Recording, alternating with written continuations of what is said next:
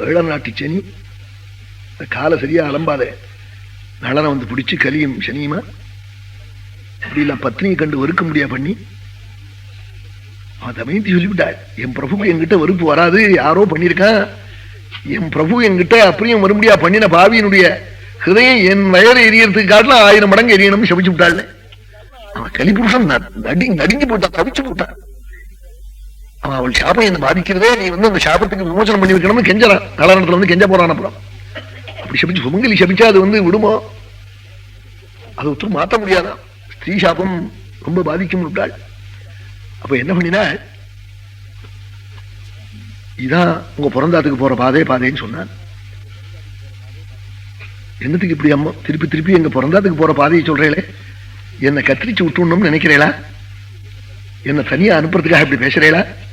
ஹிருதராஜ்யம் ஹிருதத்ரவியம் விவஸ்திரம் சுத்சமான்விதம், ராஜ்யம் போய் சொத்து போய் வஸ்திரம் போய் ஆகாரம் இல்லாம இருக்கிற உங்களை நான் என்னவா விட்டுட்டு போவேன்னு கேட்டாலாம். கதமுத்ஸ்ருஜ்ய கச்சேயம்,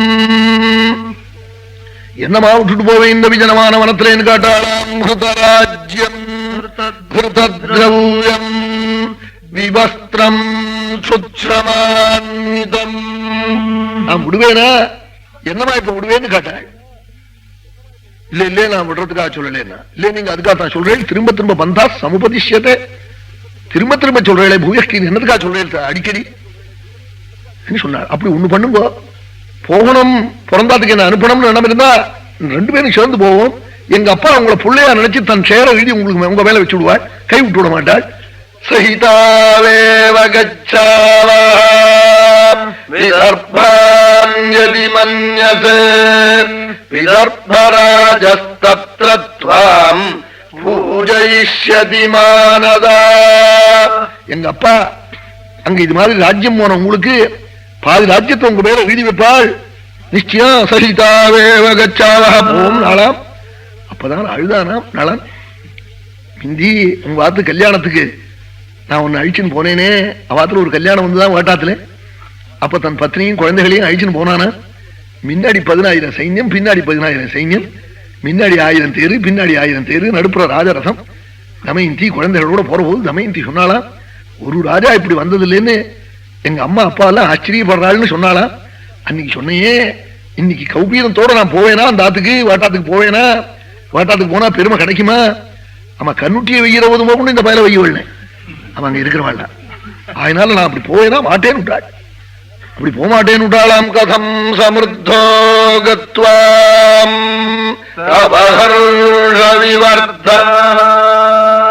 நது கமிஷ்யாமி விஷமஸ்தா கதஞ்சரா. விஷமஸ்தனா போகமாட்டேன்னு சொல்லி சொன்னார் நளன். அப்படி சொன்னார்.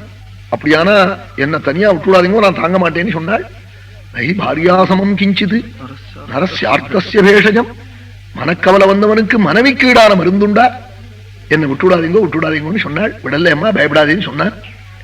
இப்படி சொல்லிவிட்டு எனக்கு கைகாலெல்லாம் வடமடுத்து வருதேன்னா, ஒரு பாழ் மண்டபம் ஒன்றும் போராத காலத்துக்கு கிடைச்சுதான். அவங்க அங்க போய் தன் தலைப்பை கீழே விரிச்சு போட்டு படுத்துங்கன்னாள்.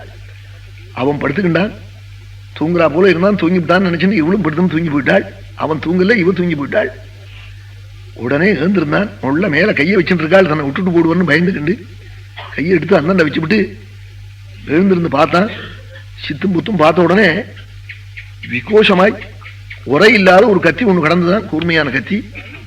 எல்லாம் அந்த காலத்துக்கு வந்து சேரும். அப்படி அந்த கத்தி எடுத்துட்டு வந்து அவளுக்கு தெரியாம அவ இடுப்புல படுத்துக்கிறதுக்காக கீழே போட்ட தலைப்பை கிழிச்சு இடுப்புல கட்டிக்கிண்டான்.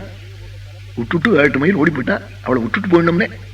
என்ன கலினா அதர்ம பந்துனா நாள் விட்டு விடு, அவளை பத்னியோட சேர்ந்து இருக்காதே, நீ குடியும் கொடுத்தனமா இருக்கப்படாது சொல்லி கொடுக்குறாங்க உள்ள இருந்து.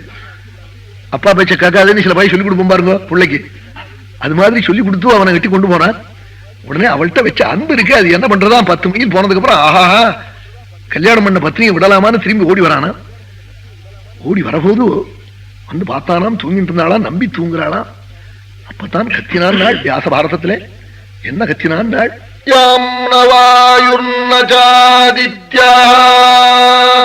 புரா பஷ்யதி மே பிரியாம் சேயமத்ய சபா மத்யே சேதே பூமாவனாதவதில்.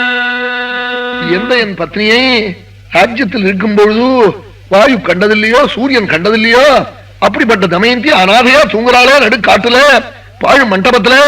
யம் நவாயுன்னச்சாதித்யா புராபஷ்யதி மே ப்ரியம் சேயமத்ய சபா மத்யே சேதே பூமாவனாதவதில்.